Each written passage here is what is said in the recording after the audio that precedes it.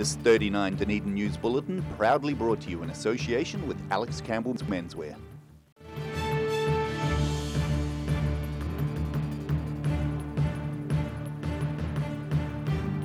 Tonight on 39 Dunedin News, is a local road going to be moved? That's one option facing council staff if erosion proves irreparable.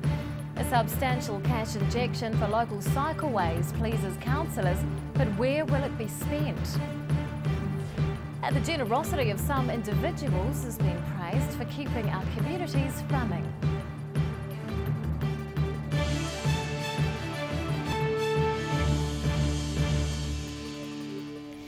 Good evening, Dunedin. I'm Rebecca Depree. Council staff aren't sure if a washed-out Wakawaiti road will ever reopen. The road might have to be moved to counter encroaching erosion, and it's believed the situation is getting worse across the city. Mother Nature has closed Matanaka Drive, possibly for good. The road's used to access Wakawaiti sports fields, but erosion's washed part of it away. And now the area's future is in limbo. We have to have that discussion with the community boards, and once again just balance up against actually what it's going to cost to actually hold that area against actually maybe moving it back 50 metres or so. Standering says storms are typically at their worst this time of year, and areas like Wakawaiti and St Clair are being battered by rough weather. That's taking a toll, as erosion in general seems to be getting worse. Things have progressed over the years. I mean, what we're seeing out at Wakawaiti at the moment with Matanaka Drive is it has actually sort of come in further than it has done in the past. I think where we did have a reasonable amount of barrier between the shore and the road, now it's actually diminished down to probably about 6 metres now. He says the council spends hundreds of thousands of dollars a year dealing with erosion in its various forms, with slips in the peninsula proving particularly expensive.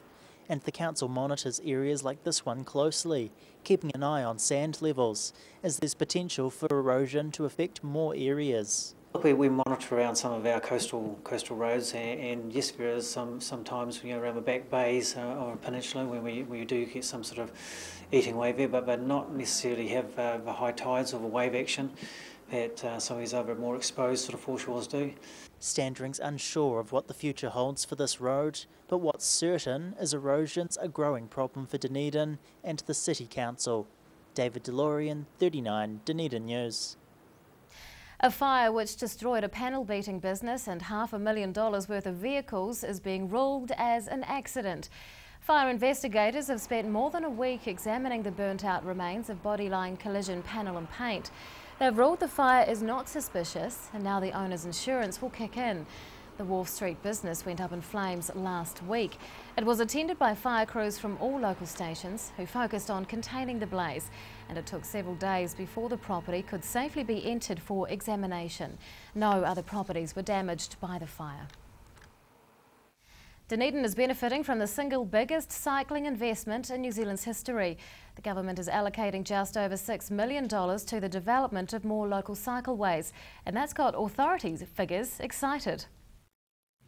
Cycling around the city will soon be safer and easier. More cycleways will be built with a $6.6 million grant from the government.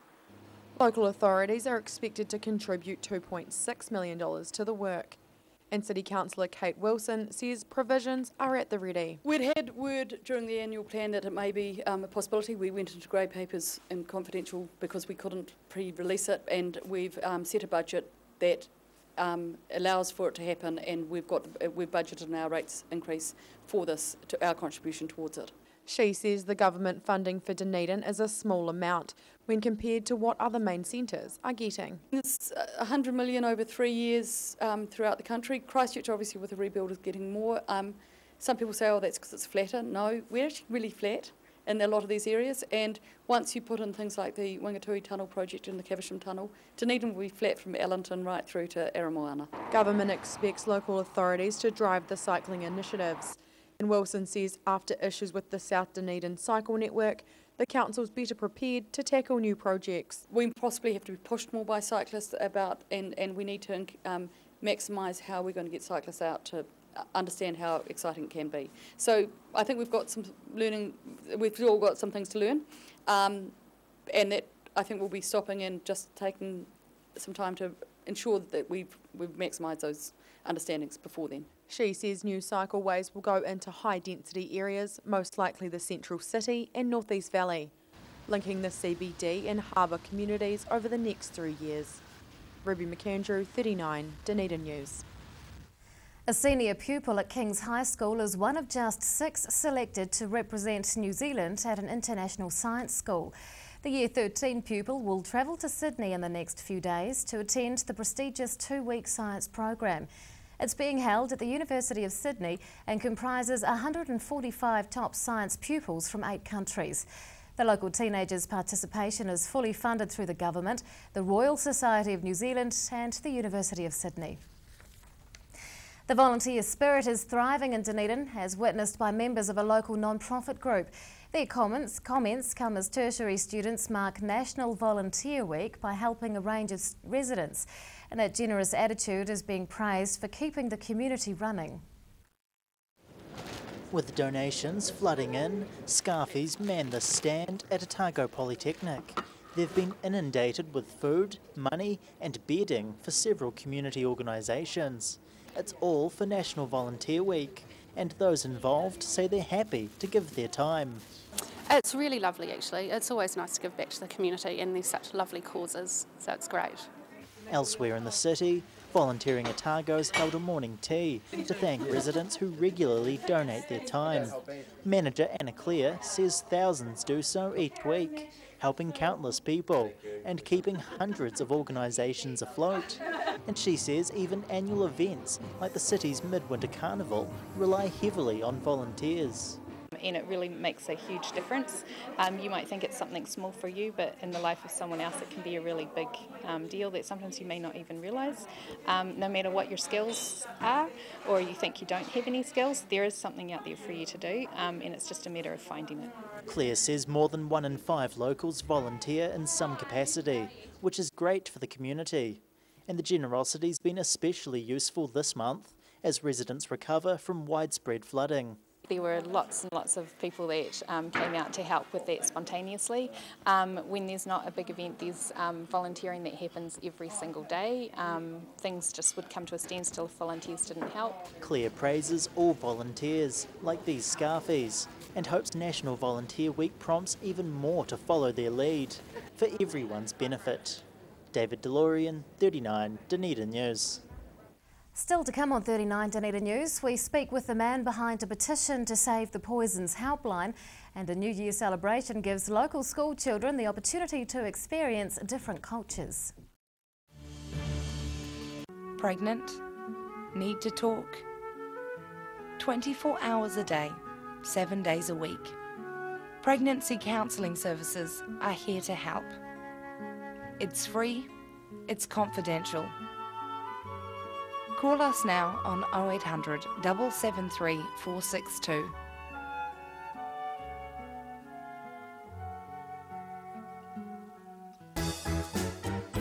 Every reason, every season, we're proud to dress the region.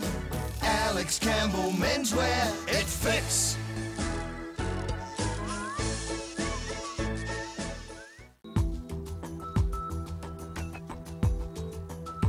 For this fire service competition, all you have to do is answer this simple phrase: never underestimate the of fire. All you need to do is text the answer to the number on screen. And be in to win a fire extinguisher and a fire blanket for your home. We'll also come around to your house and install free smoke alarms, because nothing's more important than the safety of you and your family. All you need to do is text the answer to the number on screen. Discover New Zealand's most innovative museum, Toitu Otago Settlers Museum. 14 stunning galleries, 3 distinct architectural styles, and 1 million intriguing stories are yours to discover at Toitu Otago Settlers Museum. Open daily next to Dunedin Railway Station and with free admission. Toitu Otago Settlers Museum. Bring some more joy into your world by adopting one of our adult animals at SPCA Otago. For more information, visit our website spcaotago.org.nz and give one of our adult animals a second chance at life. Wake up time and another frantic day ahead for Haraway's Oat Singles. With 3 delicious flavours in each pack, they don't last long with this family. They're so convenient and tasty, and they're ready in seconds. Haraway's Oat Singles are the ideal breakfast or snack on the run for today's busy families. And there's a flavour to suit everyone. Beat the rush and make sure you get your favourite flavour. Haraway's Oat Singles. Try new Kiwi Favourites Caramel Variety Pack.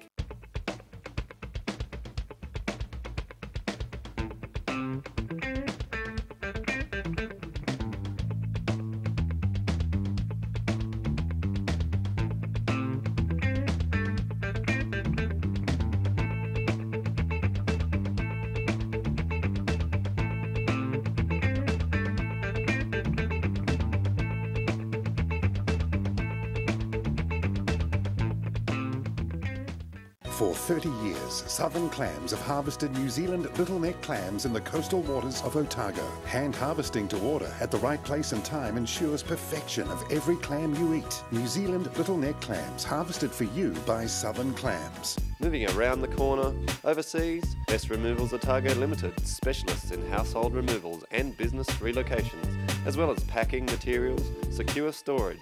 Best Removals can do it all. 0800 266 834. Sweet dreams.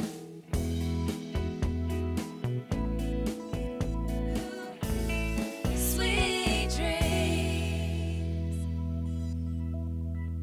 Here's something else to look forward to sinking your teeth into every weekend with the Otago Daily Times, the Weekend Mix, your guide to what's hot in fashion, entertainment, food and more. New weekend magazine in your ODT. Pick up your copy this Saturday. Welcome back. The local Shanton clothing store, one of just 2 left in the South Island, is likely to be closed. Shanton Fashions has gone into liquidation, and an initial report states the business is expected to stop trading. Earlier this year, the company was restructured and almost all stores nationwide were closed. Shops in Dunedin and Christchurch are the only ones remaining in the South Island. Shanton owes creditors $7.7 million. And on that note, let's take a look at today's financials. The NZX 50 has closed the day up 22 points. It's now at 5,755. The ASX 200 is down 84 points. And to the exchange rates, and the Kiwi dollar closes the week down against all of the currencies we follow.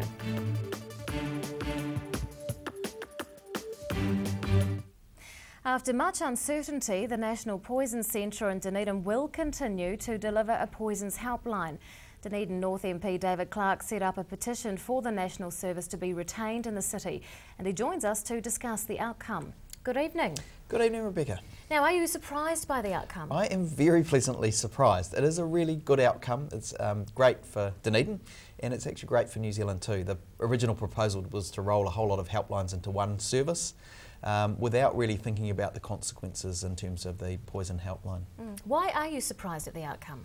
I'm surprised, I guess, because I've seen the government make some decisions that I think are a bit nuts, you know, that are about cost cutting but don't take the wider consequences into account. You know, the stuff going on with our courthouse here at the moment, for example, and also in other centres in New Zealand, often saves government money but imposes extra cost on society, and ultimately that means overall New Zealand's worse off.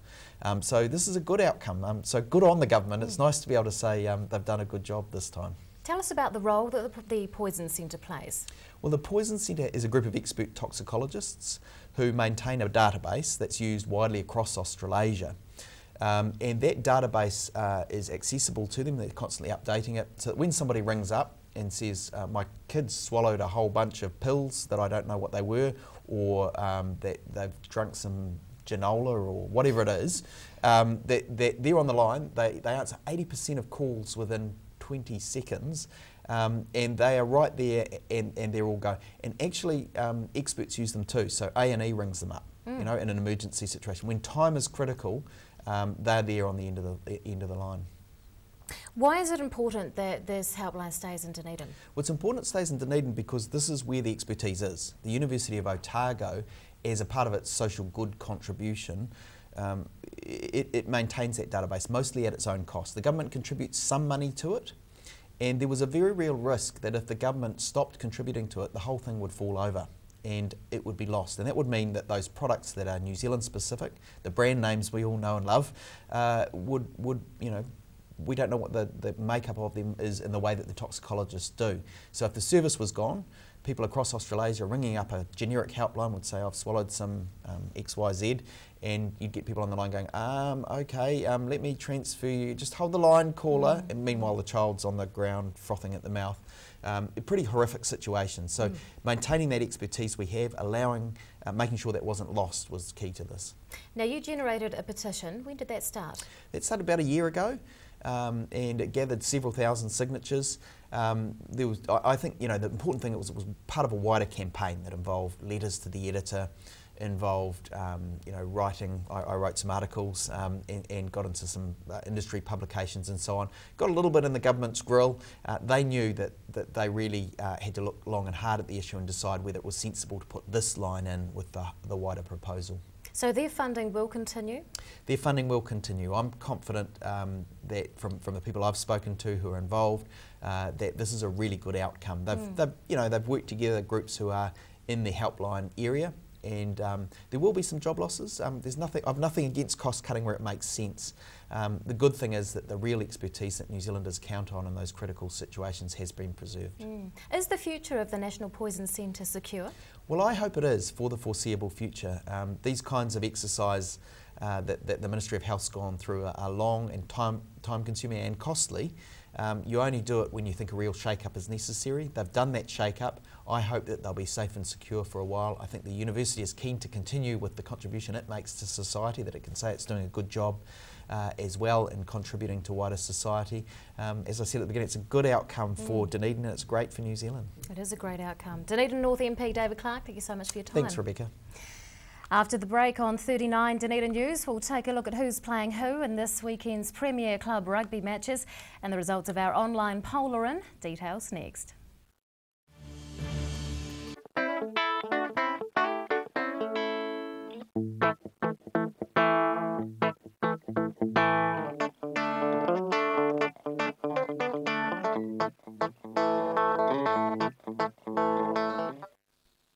Sir Bob Charles, New Zealand's greatest golfer and still going strong. I'm sure that Sportsville was a contributing factor to my success, and I'll continue to use it. Sir Bob Charles Sportsville, a product so good he puts his name to it. Well, I believe Sportsville helps maintain your quality of life. Now being used by active men and women globally to support strength and mobility. It works for me. Sir Bob Charles Sportsville in the new all-black pack. Call now for the Sportsville special. 0800 502 402. Hedges are something we almost take for granted. A good hedge needs regular maintenance to look its best and to add value and character to your property. For all your hedge care needs, call the team at SGC Services on 0800 783 453.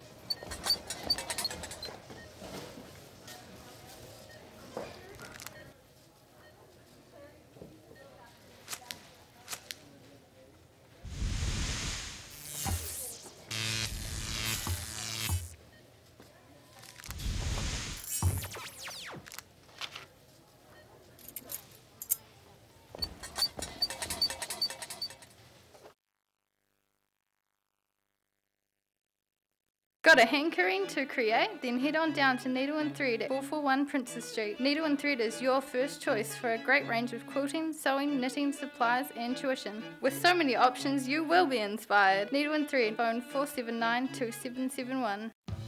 Quality Tailors, the alterations specialists, adjusting alterations made to measure. Quality Tailors, fitting Dunedin for over 15 years. Call 477 8028 162 Princess Street, one shop down from Darling Street. 128 tracks, dynamic automation, dual faders, and totally digital. This is state-of-the-art music production. The SSL Digital Console. You'll find one in the BBC studios in London, another at CBS studios in New York, and now one at the University of Otago. It's a good reason why our sound now sounds even better. My name is Maddie Parkins Craig, and this is my place in the world. Take your place in the world.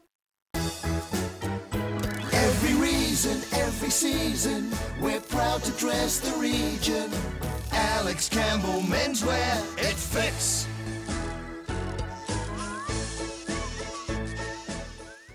Pregnant? Need to talk? 24 hours a day, 7 days a week. Pregnancy counselling services are here to help. It's free, it's confidential. Call us now on 0800 773 462.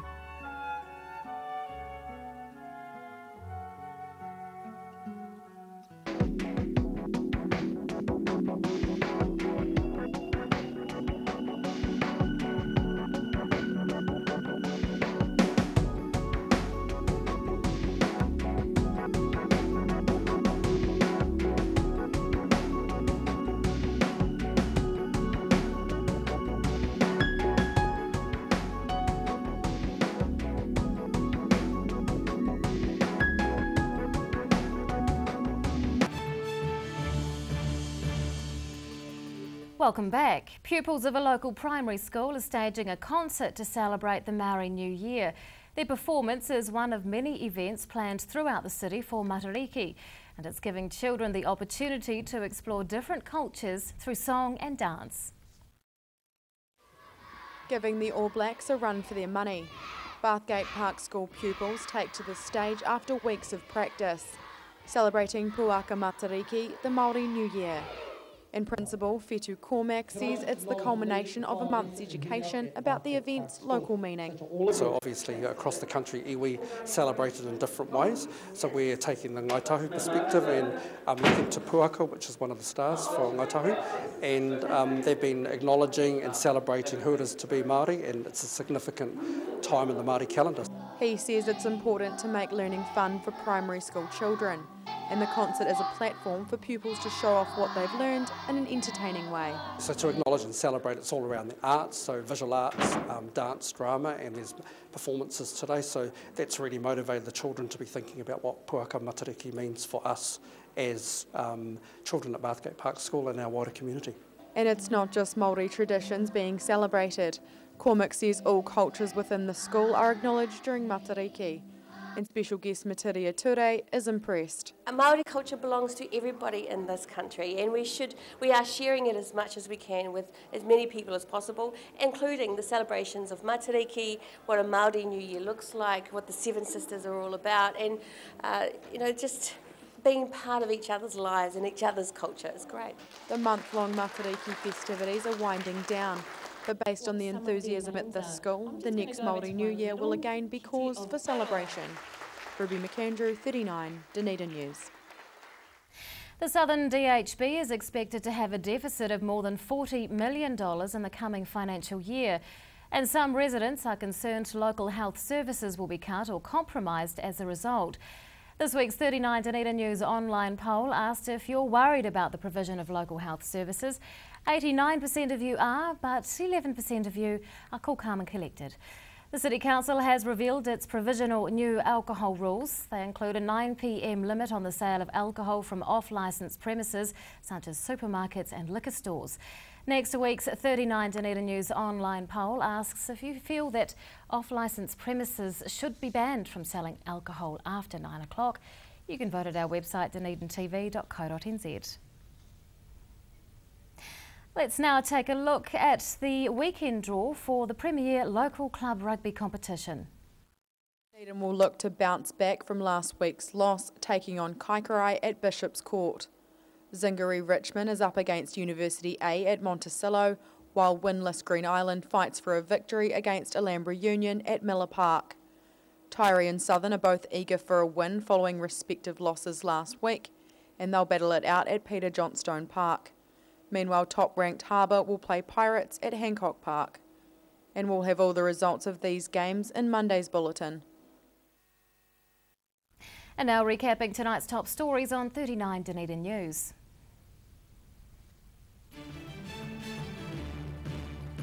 A washed-out coastal road in Wakawaiti might have to be moved because of erosion, a problem that's getting worse throughout the city. It's about to get a lot safer and easier for people to cycle in Dunedin thanks to a multi-million-dollar grant from the government. And tertiary students are among the many residents giving up their time to help local non-profit organisations during National Volunteer Week. Well, it's time to find out what's going to be in Saturday's Otago Daily Times, and Bruce Query joins us. Good evening. Good evening. Over in Central, black ice has caused major disruptions in Queenstown. Nobody could fly in to the airport this morning, and the major highway was closed for most of the morning, so plenty happening over there, which we'll be looking at. Dunedin's community boards are in a fight for their own survival. We've spoken to 3 Dunedin former mayors plus the chairman of the current community boards about their views. John Gibb, our reporter, he's writing the final instalment in his researchers series, but look out, I'm sure there'll be more, and it ties in with the 50th anniversary of the Foreign Policy School. Highlanders fans, they'll be excited this weekend. It's a big event. We've been talking to Highlanders fans flying into the game in Sydney and Australia from all over Australia plus here, and of course don't miss the weekend mix, there's plenty in there too. Excellent, that's tomorrow's ODT. Thank you, Bruce. Time now for local weather. This local weather report proudly brought to you in association with Silberhorn Sportsville. And here is tonight's City View. It's taken of rush hour traffic. Well, around the city at 3 o'clock today, the Central City and the Gardens both recorded 11 degrees and 10 degrees at the Taieri, or on the Taieri. To the situation, and some cold fronts are going to move over the country this weekend. The first one hit us this afternoon. To the forecast for some of the main towns on the lower South Island for tomorrow, sou'westers with showers for Invercargill, Gore and Te Anau. Just a bit of cloud around in Alexandra with sou'west winds, 7 degrees for these towns. Sou'westers and showers for Queenstown, a bit of cloud for Oamaru and Wanaka along with sou'west winds, and westerlies for Twizel with cloud increasing, 8 degrees there. And Dunedin tonight becoming fine with frosts in sheltered places by dawn, tonight's low 4 degrees. High cloud tomorrow and westerly winds will give way to cold sou'westers and brief showers in the afternoon. Things will become fine though at night with frosts once again, a high of 9, a low of 2. And on Sunday, fine and sunny with sou'westers, a definite winner for washing day and a high of 11. And to the Southern Clams tidal and fishing information, low tide tomorrow morning is at 20 past 6. High tide on Sunday afternoon is at 10 to 1. And fishing conditions are no good this weekend, but if you were still keen to have a go, you could try it around 20 past 8 Saturday morning or at 9 o'clock Sunday morning. And that is all from the team here at 39 Dunedin News for this week. We will leave you now with some shots of the week that was, set to music by the Nukes. We'll see you again on Monday. Good night.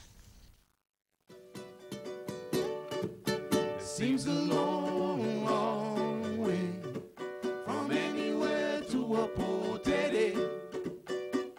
It's not too far now. We'll have a view of the estuary. A cool wind blowing through the forest and out to sea. Tangaro is calling. We are just where we're supposed to be.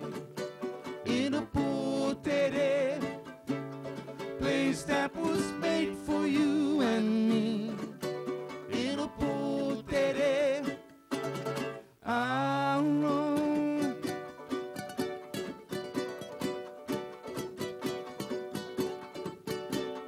We'll go and stay where the Dewey's play.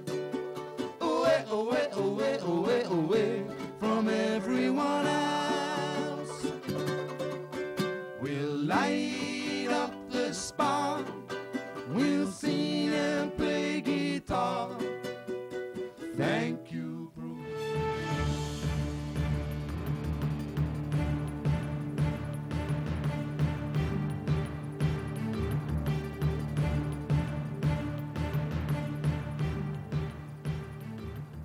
This 39 Dunedin News Bulletin proudly brought to you in association with Alex Campbell's Menswear. Supporting local content so you can see more of New Zealand on air.